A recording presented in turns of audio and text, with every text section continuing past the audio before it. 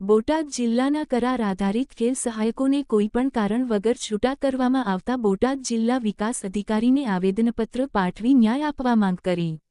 બોટાદ જિલ્લામાં રમતગમત ક્ષેત્રમાં મોટો વિવાદ સામે આવ્યો છે. બોટાદ જિલ્લામાં કરાર આધારિત 27 ખેલ સહાયકોને અચાનક નોકરીમાંથી છૂટા કરી દેવામાં આવ્યા છે. આ છૂટા કરાયેલા નારાજ ખેલ સહાયકોએ બોટાદ જિલ્લા વિકાસ અધિકારીને આવેદનપત્ર આપ્યું હતું. ખાસ બાબત એ છે કે આ ખેલ સહાયકોની નિમણૂક 11 મહિનાના કરાર આધારે કરવામાં આવી હતી, પરંતુ માત્ર 9 મહિનામાં જ તેમને છૂટા કરી દેવામાં આવ્યા છે. વળી ખેલ સહાયકોએ આરોપ લગાવ્યો છે કે શાળાના આચાર્ય અને અધિકારીઓ મનસ્વી રીતે તેમને પરેશાન કરી રહ્યા છે.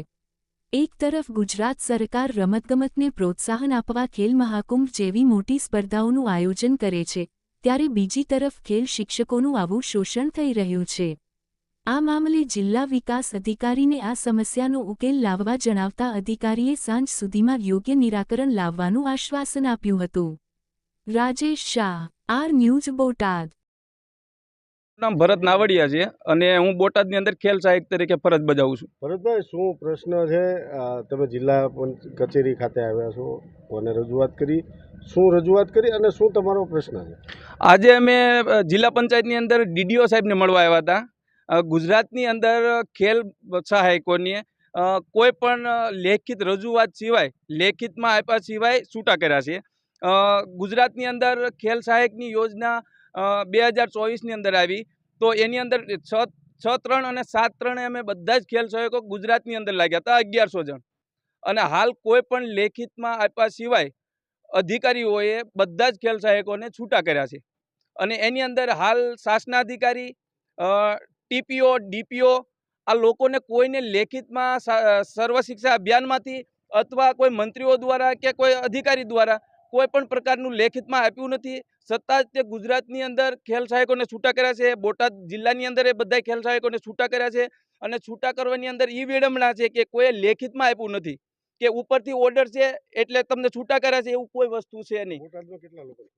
બોટાદની અંદર સમથિંગ 25 જણાને છૂટા કર્યા છે. તો શું તમારી માંગણી શું છે, શું રજૂઆત કરી? અમારી માંગણી એ જ છે કે ખેલ સહાયકની જેમ જ્ઞાન સહાયક હોય છે, જ્ઞાન સહાયકોને 7 તારીખે કરાર એનો પૂરો થતો હતો, તો તરત જ સર્વ શિક્ષામાંથી હુકમ આવ્યો હતો લેખિતમાં કે આ લોકોનો કરાર પૂરો થતો હોવાથી એમને રિન્યુ કરવા. એ જ રીતે ખેલ સહાયકોનો પણ એક ઠરાવ આવવો જોઈએ એટલે કોઈને વિડંબના ના રહે. અને આ યોજના 5 વર્ષની છે, તો આની અંદર ખાલી કરાર રિન્યુ જ કરવાનો છે. પણ અત્યારે ગુજરાતની અંદર કોઈ પણ અધિકારી, કોઈ પણ ટીપીઓ, ડીપીઓ અથવા શાસના અધિકારીઓ કોઈ પણ પ્રકારનો જવાબ દેતા નથી, એમને કોઈને ખબર નથી. આ 2 દિવસ પહેલાં અમે ગાંધીનગરની અંદરથી માહિતી લીધી જોશી સાહેબ જોડેથી, તો એ લોકોએ એવું કીધું કે અમે કોઈ વસ્તુનો ઓર્ડર કર્યો નથી અથવા લેખિતમાં આપ્યું નથી, અમને ખબર નથી. જો અમને કોઈ ડીપીઓ જાણ કરશે તો અમે એનું ચોક્કસ નિરાકરણ લાવીશું. અંબાબેન ગાબુ, હું બોટાદ ખેલ સહાયક તરીકે ફરજ બજાવું છું. તો સાહેબ, આજે અમે અહીંયા કચેરીએ આવ્યા છીએ. જે ગુજરાતમાં વિસંગતતા છે કે અમુક ખેલ સહાયકોને છૂટા કર્યા છે, અમુકને લેખિતમાં કોઈને આપ્યું નથી અને આવવાનું કહેલું છે, પણ ખરેખર આ પ્રશ્નોનું નિરાકરણ યોગ્ય સંતોષકારક જવાબ આપેલ નથી અમને.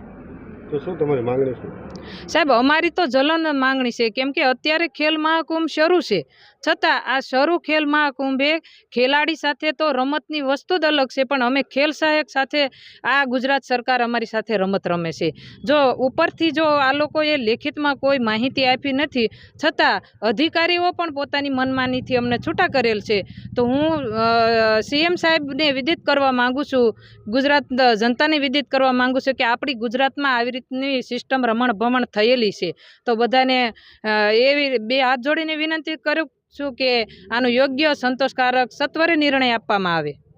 નામ વિશાલ હેડંબા છે અને હું બોટાદ જિલ્લાની અંદર ખેલ સહાયક તરીકે કાર્યરત છું. વિશાલભાઈ, તમે જિલ્લા પંચાયત કચેરીએ આવ્યા, શું માટે આવ્યા, કોને રજૂઆત કરી, શું રજૂઆત કરી? અમારો મુખ્ય પ્રશ્ન એ છે કે જ્યારે અમે ખેલ સહાયક તરીકે નિમણૂક મળી ત્યારે અમને 6-3 અને 7-3 2024 અમે આખા ગુજરાતમાં ખેલ સહાયકને નિમણૂક મળી.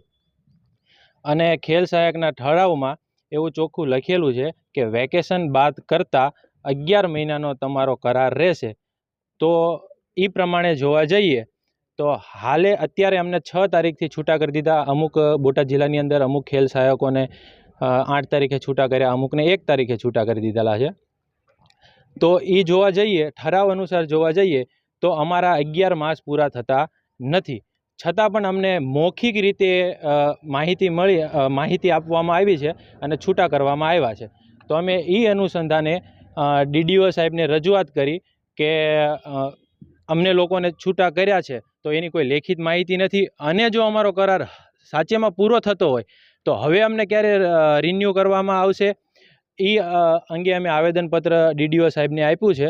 DDO સાહેબે આજે સાંજ સુધીમાં તેનો અમને જવાબ આપવાની ખાતરી આપી છે.